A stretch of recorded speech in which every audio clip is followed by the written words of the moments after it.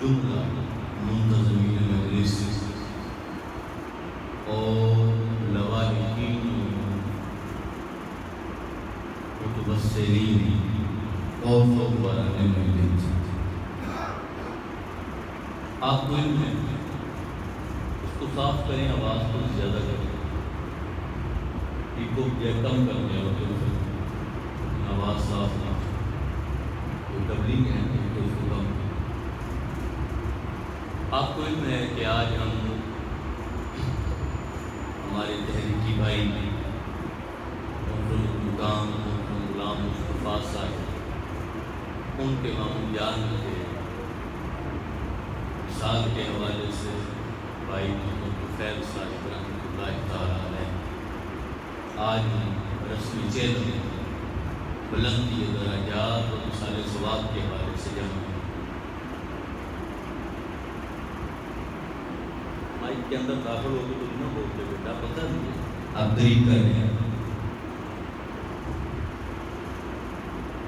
ہم مثال ثواب کے لیے اور بلندی درجات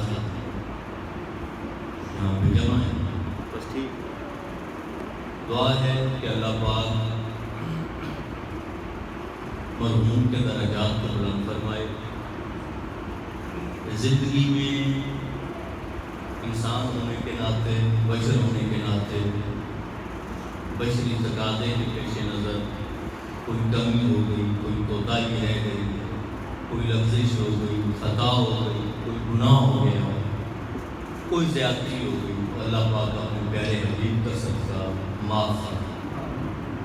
تو جتنے لوگ آئے ہیں آج اس اصال ثواب کی دعا اور محفل جمع ہیں، ہم سب لوگ، ہم میں سے جن کے اعزاء کاریں، دوست، احباب، رشتہ دار، فیملی، خاندان، والدین، بہن بھائی، دور و نزدیک کے رشتہ داروں میں سے جو کوئی بھی اس دنیا سے رخصت ہو گیا ہے، اللہ پاک سب کو جنت الفردوس میں عظیم مقام عطا فرمائے۔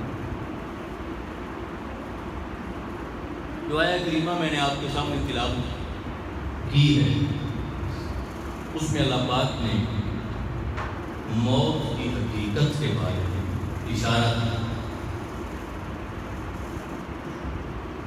کہ موت کی حقیقت کیا ہے۔ آپ کو سننے میں عام طور پہ ملتا ہوگا کہ مر جانے کے بعد دوبارہ زندگی کیسی، تو عام طور پہ اسپیشلی اولیاء اللہ کے حوالے سے تو جب مزارات پہ اور بزرگوں کے پاس جا کر وسیلہ دے کر لوگ دعائیں مانگتے ہیں، عام طور پہ سوال کیا جاتا ہے کہ جو مردہ ہے قبر میں اس نے کیا کیا۔ آج تھوڑا سا تصور یہ واضح کریں گے کہ یاد رکھ لیں، انبیاء بڑی اونچی ہستیاں ہیں، پھر صحابہ ہیں، پھر اولیاء ہیں، محدثین ہیں، مجددین ہیں، بڑے بڑے اکابر اولیاء ہیں، ان کی بات تو الگ ہے۔ پھر مومنین ہیں، مسلمین ہیں، مسلمان ہیں، عام گناہگار لوگ ہیں۔ اب سب کو چھوڑ دیں، قبر میں یہودی بھی زندہ ہوگا، غیر مسلم بھی زندہ ہوگا، مشرک بھی زندہ ہوگا۔ قبر کی زندگی کسی موت والی زندگی کا نام نہیں۔ قبر میں مسلمان نے بھی زندہ ہونا ہے اور غیر مسلم نے بھی۔ سوال یہ ہے کہ اگر کوئی زندہ ہی نہیں ہوگا قبر میں تو جو فرشتوں نے آگے سوال کرنے ہیں وہ کس سے کریں گے؟ سوال کیا جائے گا تیرا رب کون ہے، تیرا دین کیا ہے، اس نے جواب دینا ہے۔ آقا علیہ السلام کی ذات اقدس سامنے آئے گی، حضور کی ذات اقدس کی طرف اشارہ کر کے فرشتہ سوال کرے گا کہ اس ہستی کے بارے میں قبر میں آنے سے پہلے دنیا میں کیا کہا کرتا تھا۔ یہ جو 3 سوال آقا علیہ السلام نے ذکر فرمائے ہیں، تفصیلات میں، احادیث میں، احادیث صحیحہ میں ملتے ہیں، تو اگر بندہ مرا ہوا ہے اس کو پتہ ہی کچھ نہیں تو پھر سوال کس سے کرنے؟ تو لہذا یاد رکھ لیں، موت فقط ایک دروازہ ہے، اور دروازہ یہ ہے کہ اس جہان سے اگلے جہان کی طرف منتقل ہونے کے لیے اللہ پاک نے نظام بنایا۔ اب قرآن پاک میں اللہ پاک نے فرمایا کل نفس ذائقۃ الموت، کہ ہر جان نے موت کا ذائقہ چکھا۔ اب اللہ پاک نے آیت مبارکہ میں یہ نہیں فرمایا کہ ہر جان کو موت نے آنا ہے یا ہر جان کو موت نے مارنا ہے۔ اللہ پاک نے فرمایا ہے کہ ہر جان میں موت کا ذائقہ چکھنا ہے۔ تو جب ذائقہ چکھنا ہے تو آپ دن رات چیزیں کھاتے رہتے ہیں، کھاتے پیتے رہتے ہیں، ذائقہ کتنی دیر رہتا ہے؟ آم کھا لیں گے، اگلے لمحے سیب کھا لیں، آم کا ذائقہ ختم ہو جائے گا، سیب کا آ جائے گا۔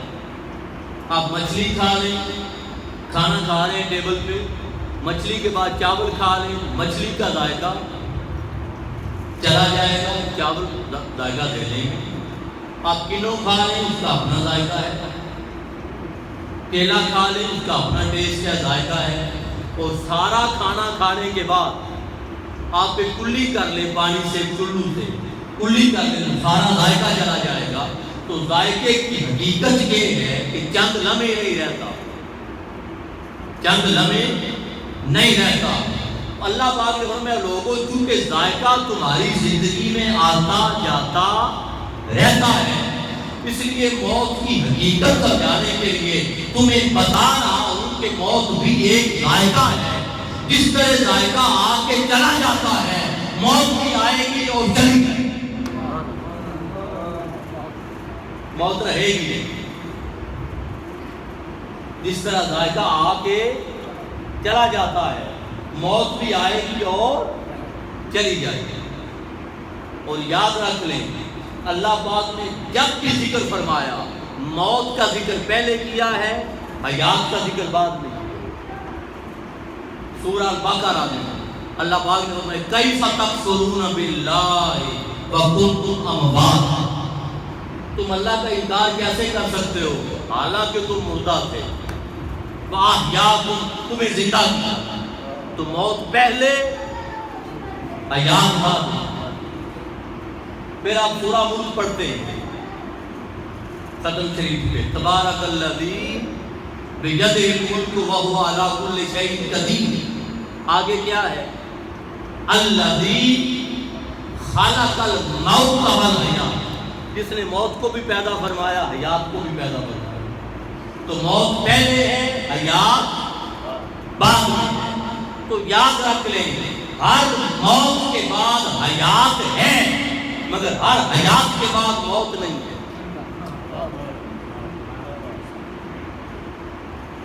جب بھی موت آئے گی زندگی اس کے بعد ہے،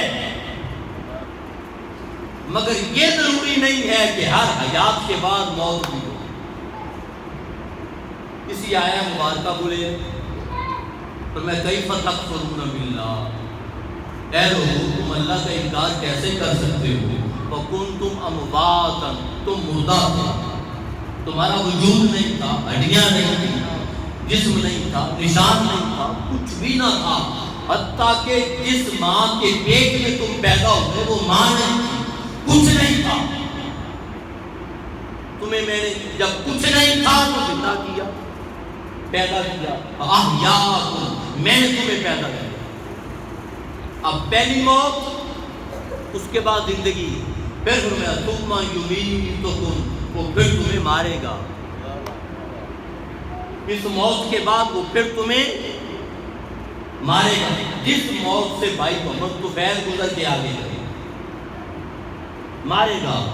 جب مارے گا تو دیر وہی ہے جو تم نے اسے گھر میں رکھا ہے، بس وقت وہی ہے جو تم نے اسے اپنے گھر میں رکھنا ہے، بس تم قبر میں رکھ کے آ جاؤ گے اور میں ثم یحییکم، وہ پھر تمہیں زندہ کرے گا، وہ پھر تمہیں زندہ کرے گا۔ اب پہلی موت کی بات تھی اموات، مردہ تھے، اب دیکھیں پھر کا احیاکم، اس موت کے بعد زندہ کیا، یہ زندگی۔ اس حیات کے بعد پھر کہا ثم یمیتکم، پھر مارے گا۔ موت کا ذکر آیا، اس موت کے بعد پھر فرمایا ثم یحییکم، وہ پھر تمہیں زندہ کرے گا۔ اب قبر کے بعد موت کا ذکر نہیں کیا، فرمایا ثم الیہ ترجعون، پھر حالت زندگی میں تم اللہ کی طرف لوٹا دیا۔ تو جس طرح پہلی موت کے بعد حیات تھی، پھر اس حیات کے بعد موت تھی، پھر اگلی موت کے بعد حیات تھی، اس کے بعد اللہ پاک نے موت کا ذکر نہیں کیا، حیات ہی حیات، حیات ہی حیات۔ اب قبر میں رکھ کے آنا ہے، سادہ سی بات ہے، قبر میں رکھ کے آئیں گے تو آقا علیہ السلام نے فرمایا کہ اے لوگو تم دفن کراتے ہو، زمین میں منو مٹی میں دفن کراتے ہو، مردہ سمجھ کر مٹی ڈال آتے ہو، مردہ سمجھ کر مٹی ڈال آتے ہو، دفن کراتے ہو، 40 قدم کا فاصلہ طے کرتے ہو۔ اب قبر کے اوپر بھی نہیں کھڑے، دفن کرنے کے بعد قبر کے اوپر بھی نہیں، 40 قدم کا فاصلہ طے کرتے ہیں تو دعا کرتے ہیں یا نہیں؟ کیوں کرتے ہیں؟ کیوں کرتے ہیں؟ وجہ کیا ہے؟ آقا علیہ السلام نے فرمایا وہ جو مردہ سمجھ کر جسے تم دفن کر آئے تھے لَيَسْمَعُ قَرْعَ لِعَالِهِمْ، وہ تمہارے قدموں کی آہٹ کو بھی سنتا ہے، قدموں کی آواز سنتا ہے۔ قبر میں منو مٹی کے نیچے دبے ہوئے فرد نے 40 قدم کے فاصلے پر قدموں کی آواز سن لی۔ آپ آئے ہیں، آپ اب جائیں گے تو غور کیجئے گا، کسی نے نائلون کی لیدر کا جوتا پہنا ہوگا، کسی نے لیدر کے شوز پہنے ہوں گے، کسی کا پیو سول ہوگا۔ آپ جب جائیں گے تو کچی سڑک پر یا آپ چلیں تو محسوس کیجئے گا کہ آپ کو قدموں کی اپنی آواز آتی ہے یا نہیں۔ اب بات سمجھ، اپنے قدموں کی آواز پاؤں سے لے کے کانوں تک عام طور پہ ٹائر لگی ہو یا اینٹ ہو، ٹائر لگی ہو، لیدر کے شوز ہو تو ٹک ٹک کی آواز آئے تو بات اور ہے، یہ بات اور ہے۔ مگر عام حالات میں اور خاص طور پہ جو جوتا لیدر کا زمیندار لوگ پہنتے ہیں، کرنے والی جوتی، اس کی تو بالکل آواز نہیں آتی۔ ایسے ہی ہے نا، تو ہمارے قدم سے لے کر ہمارے کانوں تک ہمیں آواز نہیں آئی، وہ مٹی میں دفن بندے نے 40 قدم تک آواز سن لی ہے، اس نے 40 قدم تک آواز سن لی ہے۔ سوال یہ پیدا ہوتا ہے کہ پھر جو 40 قدم دور مٹی میں دفن بندہ آواز سن رہا ہے، زندگی اس کی افضل ہے یا ہماری افضل؟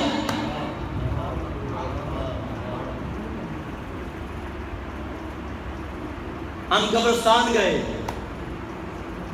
ہم نے کہا السلام علیکم یا اہل القبور، اے اہل قبور آپ پر سلام ہو۔ سلام کی حکم ہے یا نہیں؟ اب اگر جواب آنا ہی نہیں تھا، اسلام نے حکم کیوں دیا؟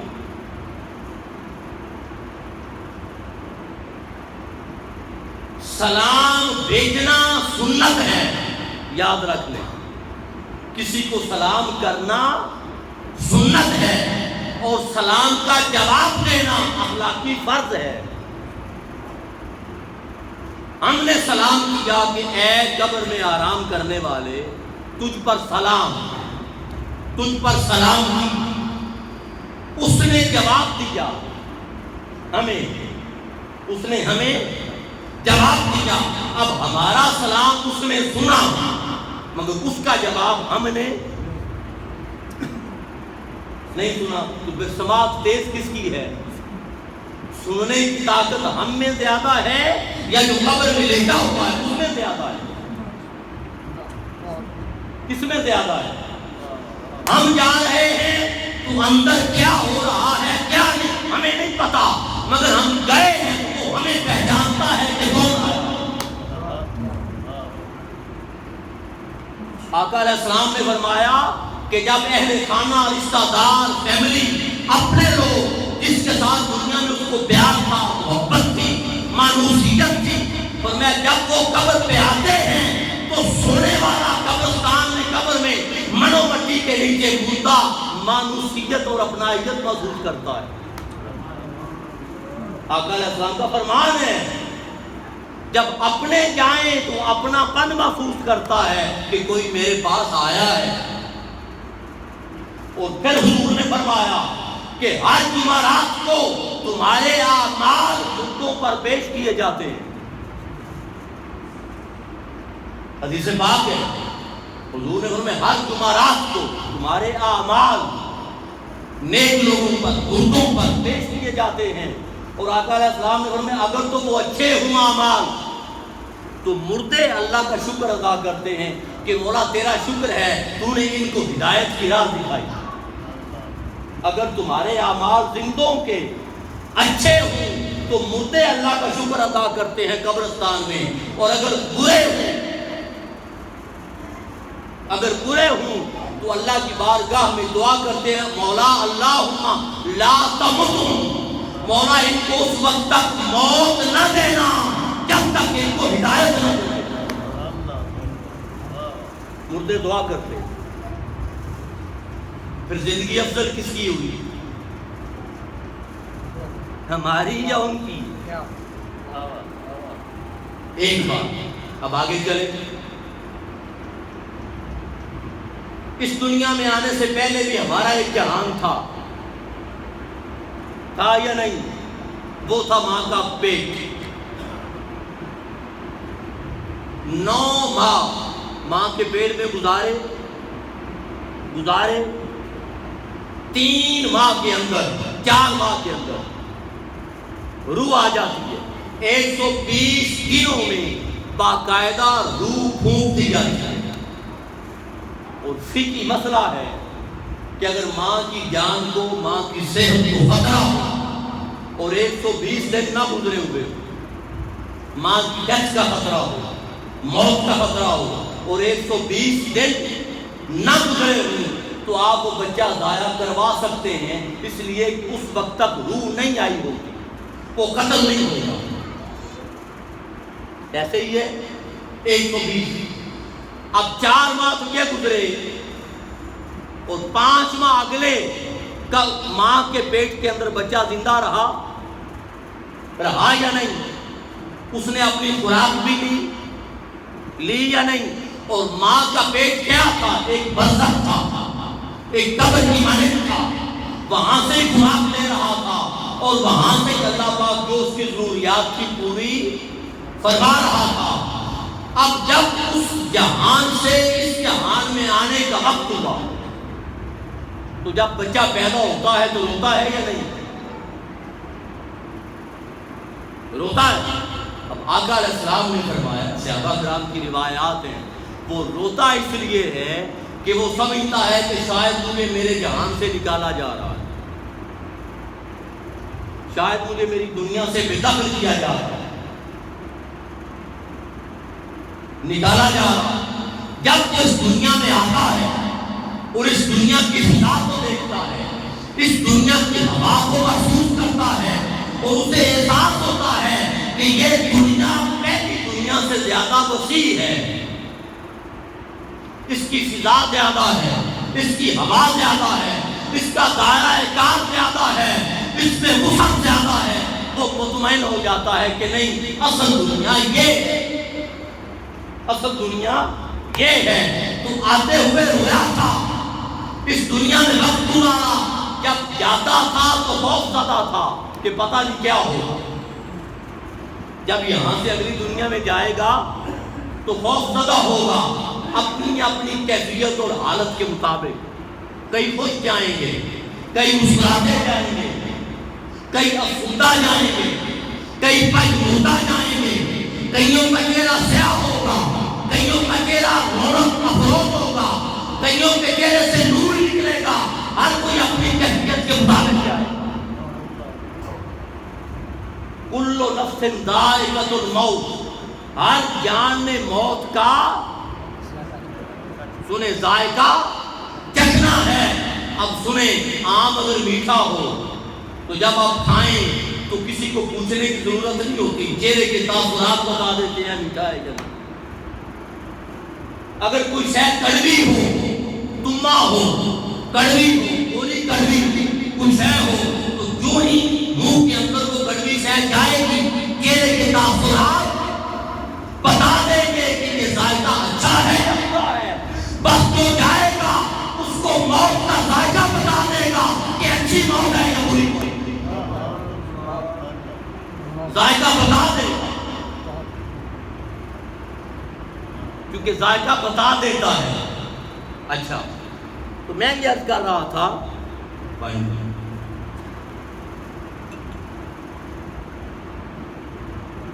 نعرہ تکبیر، اللہ اکبر، نعرہ رسالت، یا رسول اللہ، نعرہ حیدری، یا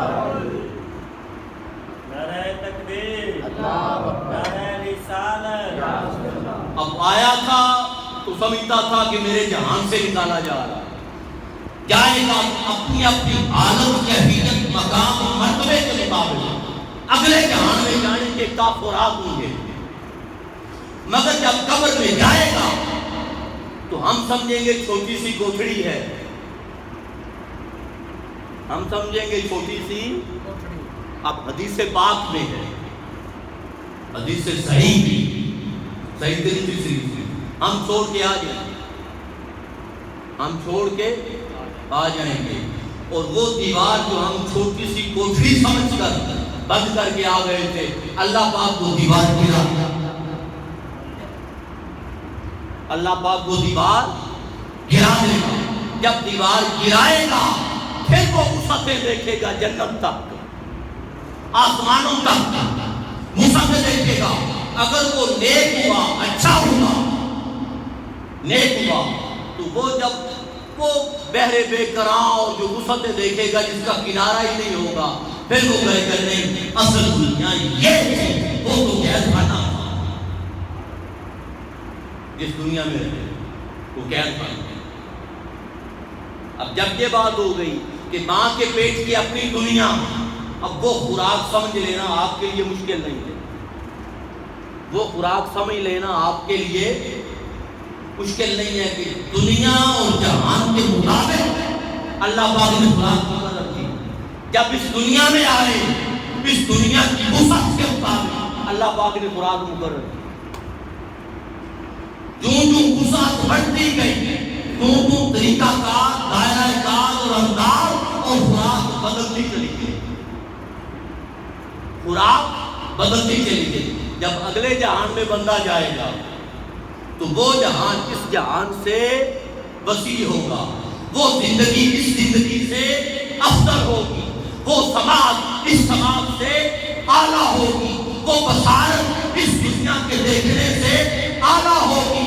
تو جب بصارت بھی اعلیٰ ہے، سماج بھی اعلیٰ ہے، جہان بھی اعلیٰ ہے، پھر خوراک کون سی ہوگی؟ خوراک بھی اس دنیا سے افضل ہوگی. خوراک بھی اب وہاں سیب دینے کون جائے گا؟ وہاں پہ آم دینے کون جائے گا؟ کھانا کھلانے کون جائے گا؟ یہ فرمایا نا، اولیاء اللہ حیون یرزقون فی قبورہم، اللہ کے ولی زندہ ہوتے ہیں اور ان کو ان کی قبروں میں کھلایا بھی جاتا ہے، پلایا بھی جاتا ہے. تو خوراک کون دے گا؟ کہ آپ دے کے آئیں گے؟ جڑے کہتے سی مراں گے نال تیرے، آج انہاں بھی بازیاں ہاریاں، جڑے دستے سے دین نو دینے راتے، آج انہاں بھی باریاں ماریاں. تو سارے واپس آ گئے. اور میں نے ایسے رشتے بھی دیکھے، ایسے رشتے بھی سنے دیکھے کہ باپ فوت ہوا ہے تو بیٹے نے باپ کی چار بھائی کو کرنا نہیں کیا اور قبر میں گیا ہے تو ایک مٹھی مٹی نہیں گئی. ایسے رشتے بھی دیکھے کہ باپ فوت ہوا ہے، ایک مٹھی مٹی جاتے جاتے قبر پہ نہیں پھینکی، تو ساتھ اس نے کیا جانا تھا؟ ساتھ کیا جانا تھا؟ میں نہیں شاید ہوں ایسے واقعات تھا. مطلب یہ کہ خوراک کون دے گا؟ پھر خوراک کہاں؟ تو خوراک اس جہان سے افضل ہوگی. اب خوراک کی ایک مثال دے دیتا ہوں، دو دے دیتا ہوں. ایک مثال یہ کہ آقا علیہ السلام نے روزے رکھے، آقا علیہ السلام نے روزے رکھے بلا انقطاع. مسلسل، اس کو کہتے ہیں صیام وصال، ایک روزے کے ساتھ دوسرا روزہ۔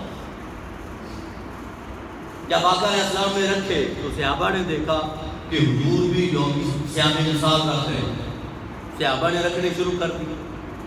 اب 2 دن گزرے، 3 دن گزرے، 4 دن جب گزرے تو بغیر افطار کے جب روزہ نبھانا تھا اور روزے رکھنے تھے تو کئی صحابہ کے رنگ پیلے ہو گئے، زخم پڑ گئے، کئی بے ہوش ہو گئے، گر پڑے، کمزوری آ گئی۔ تو آقا علیہ السلام نے پوچھا کیا بات ہے، میں تمہیں اتنا کمزور کیوں دیکھتا ہوں؟ تو صحابہ نے عرض کیا آقا ہم صیام وصال رکھ رہے ہیں۔ تو آقا علیہ السلام نے فرمایا کیوں رکھ رہے ہیں؟ عرض کیا انک تواضع یا رسول اللہ، اس لیے کہ آقا ہم نے دیکھا ہے آپ رکھتے، تو ہم نے تو آپ کی ادا کو اپنانا ہے، ہم نے تو آپ کی، یہاں پہ ایک مسئلہ بھی عرض کر دیتا ہوں، ہم نے تو آپ کی ادا کو اپنانا ہے، آپ کو دیکھتے ہیں آپ رکھتے ہیں، اس لیے آپ ہم بھی رکھ رہے ہیں۔ تو آقا علیہ السلام نے فرمایا شکر مثلی، مجھے دیکھ کر میری طرح مسلسل روزہ رکھنے والوں تم میں سے کون ہے جو میرے جیسا ہو؟ تم میں سے کون ہے جو میرے جیسا ہو؟ ابھی تو ان کا ربی، میں ہر رات اپنے رب کے پاس گزارتا ہوں، وہ یطعمنی و یسقینی، وہ مجھے کھلاتا بھی ہے، مجھے پلاتا بھی ہے۔ اب یہ جو ہر رات کھانا پینا اللہ کی بارگاہ میں تھا، یہ کون سے سیب تھے، یہ کون سا فروٹ تھا، یہ کون سی روٹی تھی؟ یہ غذائے نور، اللہ کے نور، قربت اور جلوے کی۔ اب ایک مثال اور سادہ زبان میں سمجھ جائیں، یہاں پہ مسئلہ عرض کر دیتا ہوں۔ بعض لوگ یہ کہتے ہیں جن کو مکمل درک نہیں ہوتا یا پتہ نہیں ہوتا، بس یہ حضور نے کام کر لیا، ہمیں تو حضور کی ادائی نہیں، ہم نے تو حضور کی ادائی نہیں۔ تو یاد رکھ لو حضور کا ہاتھ امر واجب نہیں ہے، حضور کا ہاتھ امر واجب، حضور کا اپنا ایک مقام، کئی نفل ہیں، کئی سنت موقع ہیں، کئی غیر موقع ہیں، کئی واجب ہیں اور کوئی احکامات میں فرق ہے۔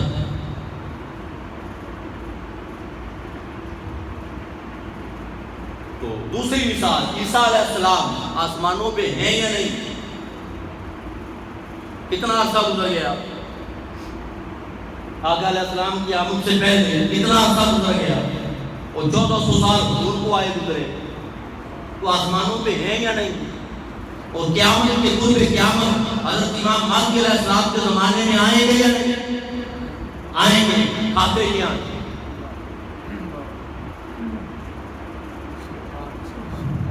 اتنا عرصہ گزر گیا ہے تو کھاتے کیا ہیں؟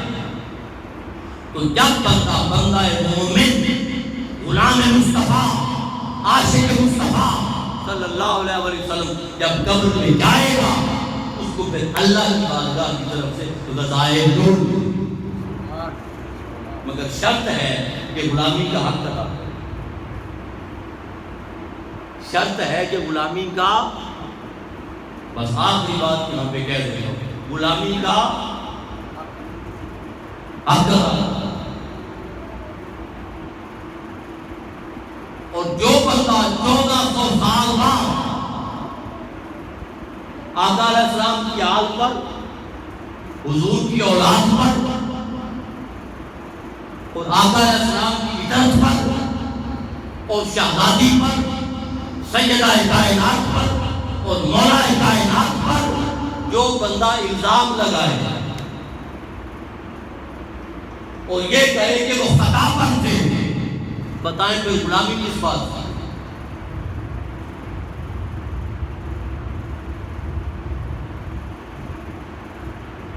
جن کے بارے میں آقا علیہ السلام نے دنیا میں فرما دیا کہ دونوں جنتی نوجوانوں کے سردار ہیں،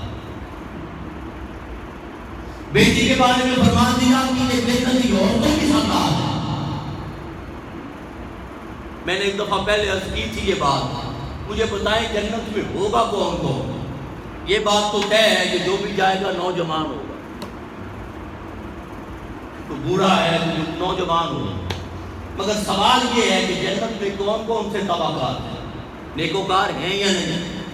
صلح ہیں یا نہیں؟ اولیاء ہیں یا نہیں؟ شہداء ہیں یا نہیں؟ بڑے بڑے بزرگ ہستیاں ہیں یا نہیں؟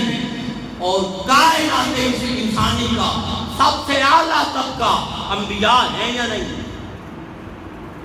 جنت میں آدم علیہ السلام سے لے کر آقا علیہ السلام تک کل انبیاء ہیں یا نہیں؟ اب یہ سارا منظر ذہن میں رکھ لیں اور حضور کی حدیث کی طرف آ جائیں۔ حضور نے فرمایا حسن اور حسین دونوں جنتی نوجوانوں کے سردار ہیں۔ تو کون ہے جو جنت میں ان کی سرداری سوائے ہے؟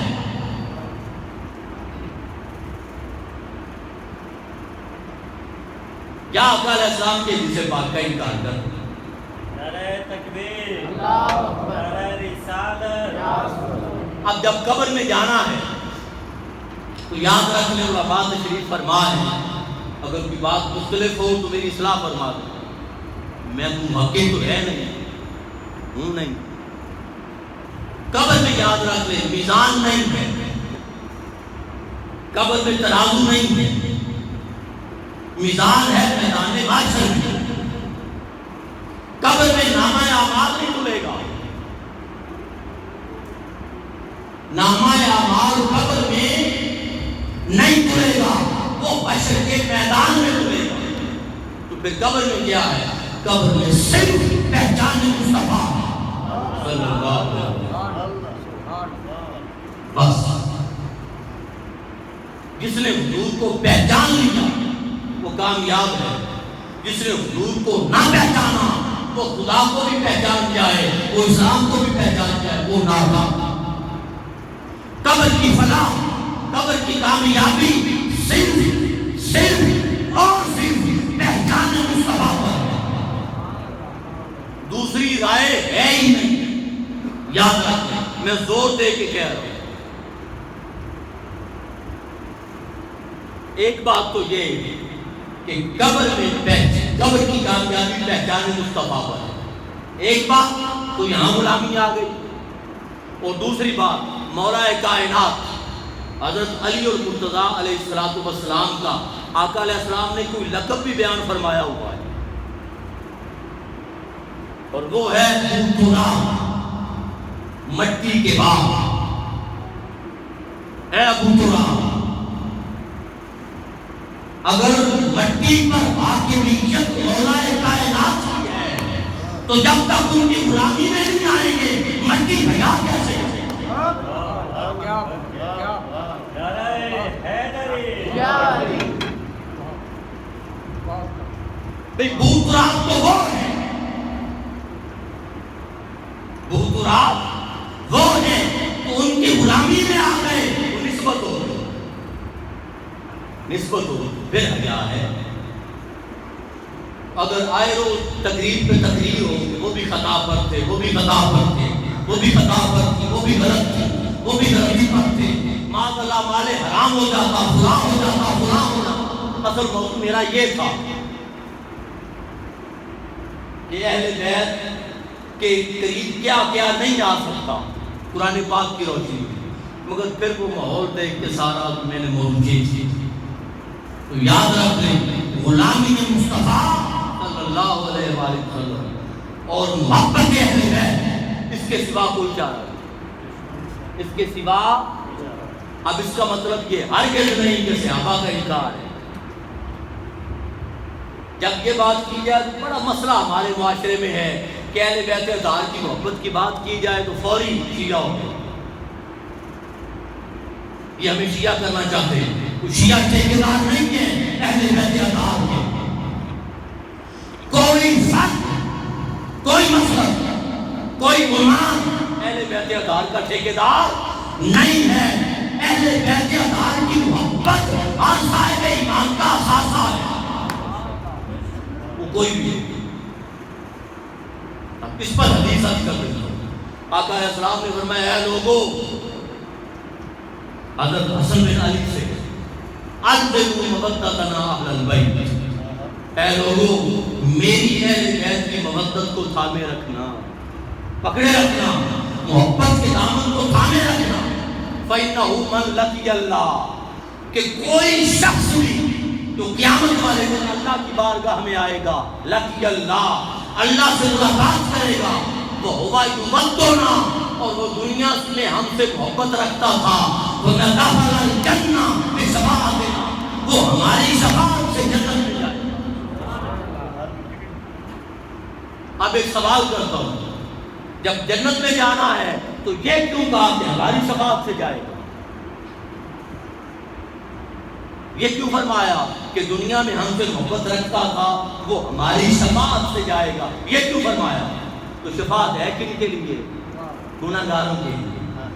اس کا مطلب اس کے اعمال اس قابل نہیں تھے کہ جا سکتا، اس کا عمل اس قابل نہیں تھا کہ خود جنت میں جا سکتا، اس کا تقویٰ، اس کی طہارت، اس کا ذوق، اس کا ورع، اس کے سجدے، اس کی عبادت، اس کی محنت، اس کی نمازیں، اس کے نوافل، اس کے طواف، اس کی سجدے صفا مروہ، اس کا احرام، اس کے حج، اس کی تلاوت، اس کے قرآن، یہ اس قابل نہیں تھے کہ خود عمل کی بنیاد پر جنت میں جا سکتا۔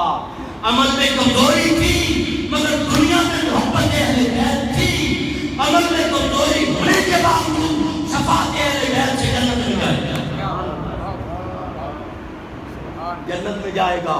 اور یہ حدیث مکمل نہیں ہوئی، آگے فرمایا لوگوں سنو، والذی نفسی بیدہ، پہلے قسم نہیں اٹھائی، یہاں قسم اٹھائی، اور میں قسم ہے اس ذات کی جس کے قبضہ قدرت میں میری جان ہے، لا ینفع عبدا عملہ، اور میں کسی بندے کو اس کا عمل نفع نہیں دے گا،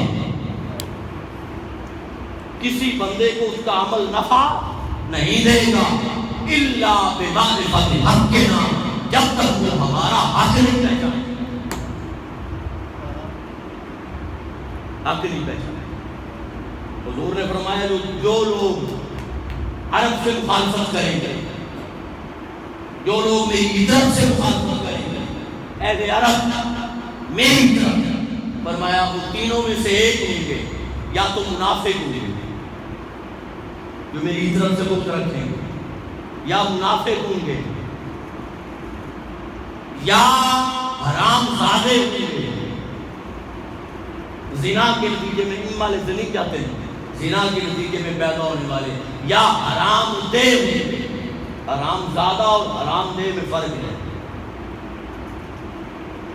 ایک ہے زنا کے نتیجے میں بچہ پیدا ہوا، حلال نہیں تھا، نکاح نہیں ہوا تھا، ایک ہے کہ وہ دن جن دنوں میں بیوی کے پاس جانا جائز نہیں تھا شریعت میں، ان دنوں میں عمل کیا،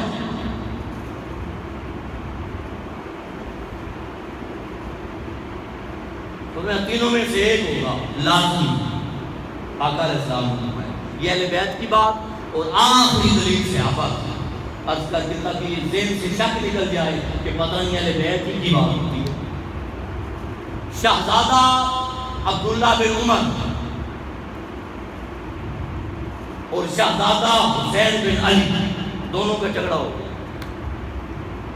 دونوں کا جھگڑا ہو گیا، اور جھگڑے میں خلیفۃ المسلمین اس وقت سیدنا فاروق اعظم تھے، دونوں بچے تھے، جھگڑے میں امام علی مقام نے کہہ دیا کیا ہے تو ہمارا غلام زادہ ہے، تو ہمارے غلام کا بیٹا ہے۔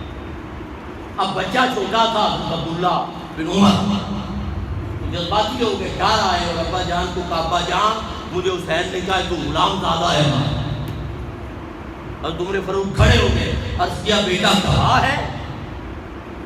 اس نے کہا ہاں ابا جان کہا ہے، تو میں چلو میرے ساتھ۔ بیٹا خوش ہوا ہوگا دل میں کیونکہ معصوم تھا کہ میرے باپ بدلہ لیں گے، کار آئے دروازے پہ، کھٹکھٹایا، شہزادہ امام علی مقام باہر آئے، عرض کیا اے شہزادے آپ نے یہ جملہ کہا ہے؟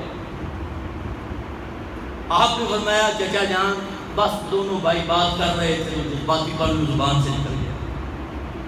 آپ نے فرمایا نہیں کہا ہے۔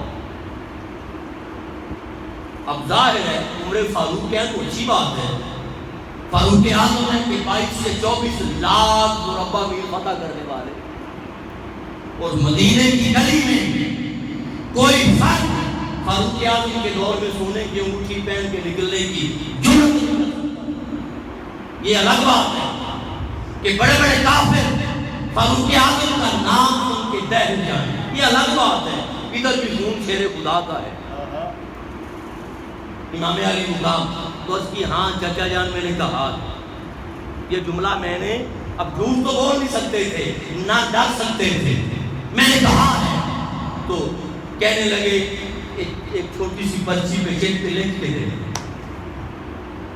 تو شہزادے نے لکھ دیا، گھر آئے گھر چٹھی پرچی دی اور کہا کہ جب میرا وصال ہو مر جاؤں یہ چیک تو سند رامی میرے کفن میں رکھ دینا، میرا اپنا پتہ نہیں عمل مجھے بخشوائے یا نہ بخشوائے، میری بخشش کے لیے سند رامی کا نعرہ تکبیر، اللہ نعرہ رسالہ، یا رسول اللہ، نعرہ حیدری، یا نعرہ اہل بیت۔ یہی کافی۔ تو یہ صحابہ کا تعلق ہے اہل بیت سے۔ اگر ہم آج اہل بیت یا صحابہ کی محبت کا تنازع اپنے گلے میں نہیں ڈالتے تو ادھر منافقت تو ہوگی مگر نافرمانی صحابہ کی ہوگی، کیونکہ صحابہ محبت رکھتے تھے۔ صحابہ اہل بیت اطہار سے محبت کیا کرتے تھے۔ حضرت عمر فاروق رضی اللہ تعالیٰ عنہ ممبر پہ خطبہ ارشاد فرما رہے تھے، خطبہ جمعہ۔ حضرت حسین مرتضیٰ آ گئے، کہا اے عمر نیچے اترو، یہ تمہارے باپ کا ممبر نہیں ہے۔ نیچے اتر آئے، نیچے اتر کے شہزادے کو گود میں اٹھایا اور کہا ہاں یہ آپ کے باپ کا ہی ہے، میرے باپ کا کوئی ممبر نہیں تھا۔ اے شہزادے یہ ممبر آپ کے باپ کا ہی ہے، میرے باپ کا کوئی ممبر نہیں تھا۔ یہ صحابہ کی محبت تھی اہل بیت کے ساتھ۔ لہذا غلامی مصطفیٰ کا دامن بھی تھامنا ہے، اور حضور کی غلامی تب ملے گی جب غلامی اہل بیت میں اور محبت صحابہ میں آئیں گے۔ دونوں کا ساتھ ہے، دونوں کا مگر تھوڑا فرق ہے، ایسا فرق نہیں اعمال کو خلفائے راشدین حق ہے، مگر فرق اتنا ضرور ہے جو گھر کا طواف کرتے رہتے تھے ہر وقت وہ صحابی کہلائے، جو اسی گھر کے اندر رہتے تھے ہر وقت وہ اہل بیت کہتے ہیں، وہ جو ہر وقت کندھے کے ساتھ کندھا ملا کر چلتے تھے، چاہے ہجرت ہو، چاہے غزوہ بدر ہو، چاہے احد ہو، چاہے حنین ہو، چاہے تبوک ہو، جو ہر وقت کائنات کے ساتھ کندھے کے ساتھ کندھا ملا کر چلتے تھے، وہ صحابہ کہلائے، جو کندھے کے اوپر بیٹھ کر سواری کرتے تھے وہ اہل بیت کہلائے، جو ساتھ چلتے تھے وہ صحابہ کہلائے، جو سواری کرتے تھے وہ اہل بیت کہلائے۔